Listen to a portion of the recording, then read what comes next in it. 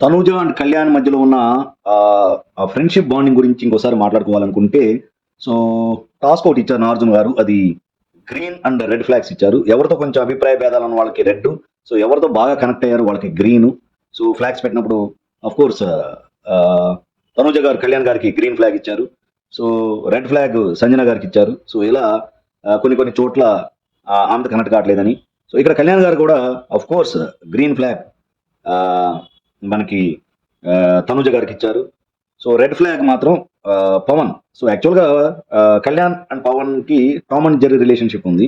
So, but even though so, ఒకసారి జరిగిన సంఘటన అక్కడ నెగెటివ్‌గా పోర్ట్రే అయ్యారు. ఒకసారి వెన్నుపోటని బిగినింగ్ వీక్స్‌లో జరిగింది కదా! దానికోసం సో, పవన్‌కి రెడ్ ఫ్లాగ్ పెట్టడం జరిగింది. సో, ఇక్కడ కళ్యాణ్ అండ్ తనుజాల యొక్క ఆ మ్యూచువల్ బాండింగ్ అనేది సో, ఇంకోసారి బయటపడిందని చెప్పాలి.